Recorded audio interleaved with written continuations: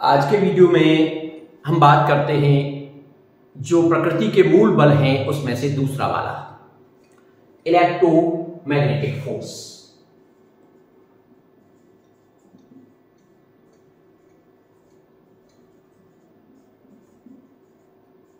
विद्युत चुंबकीय बल।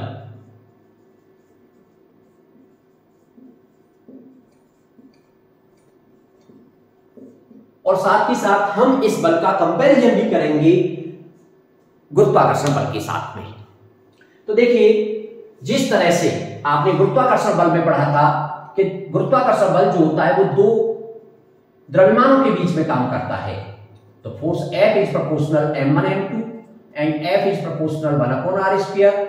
F इज प्रोपोर्शनल कंबाइन कर देंगे m1 m2 upon r square, और जब भी प्रोपोर्शनल का साइन हटाएंगे तो एक कांस्टेंट आ जाएगा g m1 m2 upon r square.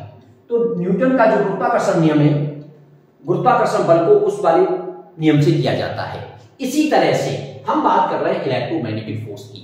तो जो इलेक्ट्रोमैग्नेटिक फोर्स होता है इसको कूलाम के नियम से दिया जाता है। कूलाम का नियम, कूलाम्स लॉ। लेकिन इसमें और इसमें मेन डिफरेंस क्या है? ये जो फोर्स होता है ये दो द्रव्यमानों के बीच में काम करता है, और इलेक्ट्रोमैग्नेटिक जो फोर्स है दो आवेशों के बीच में काम करता है। मान लीजिए दो बॉडी है जिन पर आवेश है Q1 और Q2, और इनके सेंटरों के बीच की डिस्टेंस है r। तो बिल्कुल सेम तरीके से F is proportional Q1 Q2 and F is proportional 1/r square. जब आप इसको कंबाइन करेंगे तो F is proportional Q1 Q2 upon r square.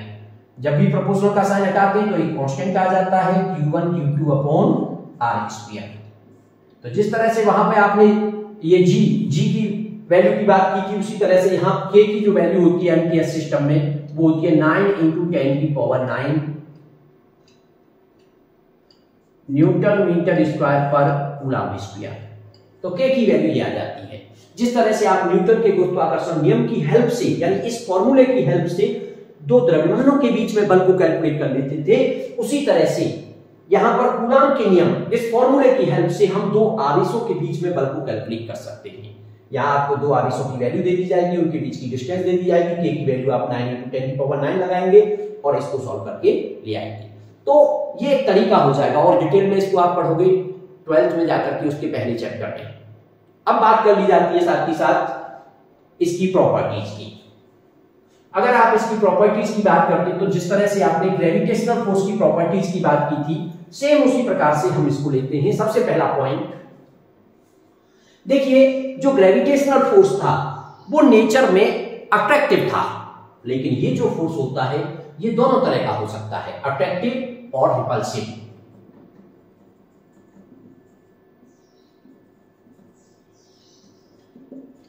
यानी आकर्षण और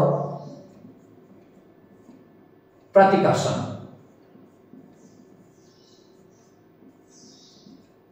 दोनों तरह का हो सकता है।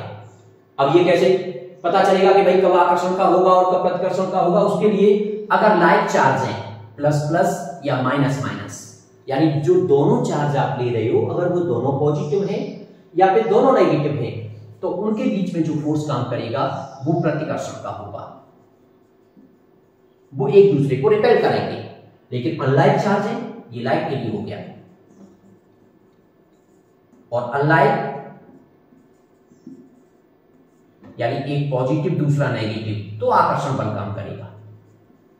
तो कुल मिलाकर के मेन डिफरेंस भी हम समझ गए कि जो हमारा इलेक्ट्रोमैग्नेटिक फोर्स होता है वो आकर्षण और प्रतिकर्षण, अट्रैक्शन और रिपल्सन दोनों नेचर का होगा, जबकि गुरुत्वाकर्षण जो बल होगा वो केवल अट्रैक्टिव नेचर का होगा। सेकंड पॉइंट देखिए, जैसे आपने उसमें पढ़ा कि ये वीकेस्ट फोर्स था, लेकिन इसकी अगर हम बात करें, इलेक्ट्रोमैग्नेटिक फोर्स की अगर बात करें, तो इलेक्ट्रोमैग्नेटिक फोर्स जो होता है वो इस वाले फोर्स से 10⁻36 times stronger than gravitational force.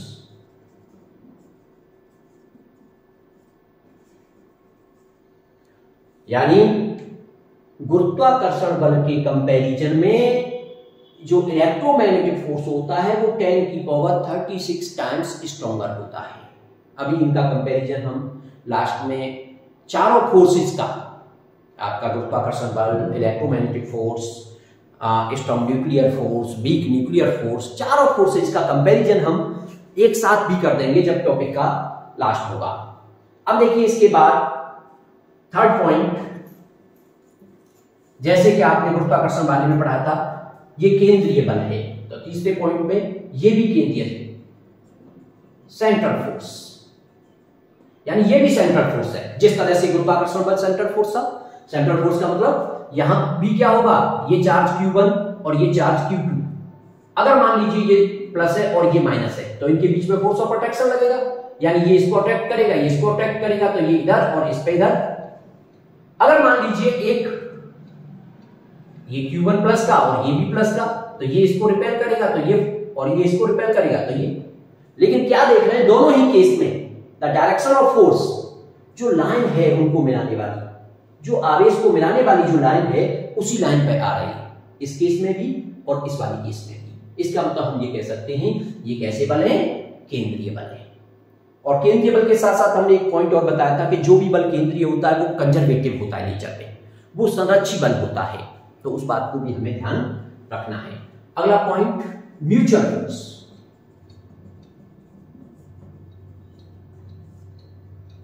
जिस तरह से गुरुत्वाकर्षण बल म्यूचुअल फोर्स था, ये भी म्यूचुअल फोर्स है। म्यूचुअल फोर्स का मतलब क्या होता है, जितना फोर्स Q1 Q2 पर लगा रहा है उतना ही फोर्स Q2 Q1 पर लगा रहा है।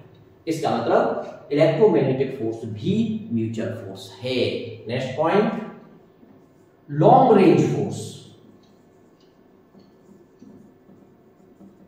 लॉन्ग रेंज यानी बहुत अधिक दूरी तक काम करने वाला, तो इसमें भी आप ये कह सकते हो ये भी बहुत अधिक दूरी तक, हालांकि बाद में चल के जब एटॉमिक फिजिक्स को आप पढ़ेंगे तो वहां आपको ये भी पता चल जाएगा कि ये एटॉमिक डिस्टेंस तक भी काम करता है, यानी ये जो फोर्स होता है इसकी जो रेंज है वो एटॉमिक डिस्टेंस से लेकर के, एटॉमिक डिस्टेंस का मतलब होता है एटम का साइज है 10 की पावर, आप जो एटम लेते हो उस एटम का साइज 10 की पावर माइनस के 10 मीटर के ऑर्डर का होता है, और 10 की पावर माइनस 10 मीटर इतनी छोटी वैल्यू है जो हमें अपनी आंखों से दिखाई नहीं देगी। अगर इतनी डिस्टेंस की बात की जाए या किसी बॉडी का ऐसा साइज हो तो वो हमें हमारी आंखों से दिखाई नहीं देगी।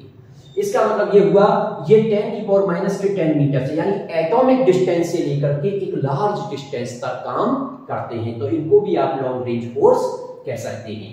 नेक्स्ट पॉइंट, जिस तरह से आपने यहां कहा था कि F is proportional 1/r square, that is ये इनवर्स स्क्वायर फोर्स है, यानी ये इनवर्स स्क्वायर के नियम का पालन करता है, यानी व्युत्क्रम वर्ग नियम का पालन करता है। तो यहां भी तो आप वही चीज कह रहे थी भाई, F is equal to K Q1 Q2 upon R square, तो यहां भी तो ये चीज निकल करके आ रही है कि F is proportional 1/r square, that is ये वाला बल भी इनवर्स स्क्वायर नियम का पालन करता है, व्युत्क्रम वर्ग नियम का पालन। तो कुल मिलाकर के आप ये कह सकते हैं जो प्रॉपर्टीज हैं गुरुत्वाकर्षण बल की और विद्युत चुंबकीय बल की मिलती जुलती हैं, जो डिफरेंस है वो आप समझ रहे हो, वो केवल अट्रैक्टिव नेचर का है, ये अट्रैक्टिव और रिपल्सिव दोनों तरह का है, वो वीकेस्ट फोर्स है, लेकिन ये उसके कंपैरिजन में 10 की power 36 times stronger. And last point, जैसे कि आपने उसमें बताया था कि भाई ग्रेविटेशनल फोर्स के लिए कॉज क्या है,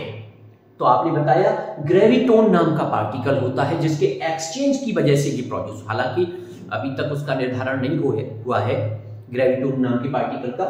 तो यहां पर वो जो पार्टिकल होता है वो होता है फोटोन। तो फोटोन नाम का पार्टिकल, फोटोन नाम के फोटोन के बारे में और हम आगे चल के डिस्कस करेंगे। तो फोटोन नाम का जो पार्टिकल है इसके एक्सचेंज की वजह से विद्युत चुंबकीय बल उत्पन्न होते हैं।